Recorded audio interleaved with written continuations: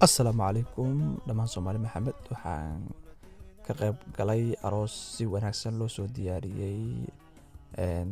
Sida ujeedaan wiilka saaxiibadiisa maasha Allah hataa wiilal wanaagsan ayuu lahaa oo arooska taa ka qayb qaateen. Midda kale iga yaabis waxay ahayd bahashan ujeediin waxaa ku dhex jiro biyo zamzam ah, barfuun qaali ah iyo tusbaxii tusbaxa dhawaanahan tusbax xisaab nooc kala soo baxday.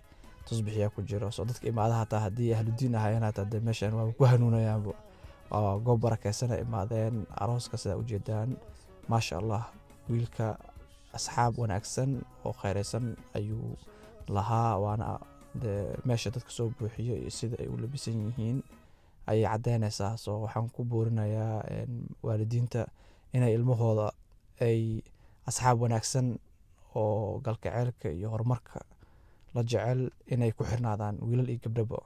maasha Allah arooskan dhalinyarada ka soo qayb gashay aad ayaan ugu farxay. sida ujeedaan arooska si qaab habaysan ayaa loo soo habeeyey. farshaxanka waxaa sameysay oo arooskaas ku duburday waa gabar Khadiija la dhaho. soo haddaad dananeysaan insha Allah waan ila soo xiriira. cuntadana ujeedaan cunto oo maasha Allah cunto oo heer sare ah oo aad u macaan oo habaysan. cuntadana waxaa soo diyaariyeen Oasis oo waxay ku yaalaan haddaanan qaldamin Oasis Mediterranean oo Global Market ku yaasho ayaa soo diyaarisay cunto heer sare ah. macluumaadkoodana hoos ayaan kugu soo qorayaa.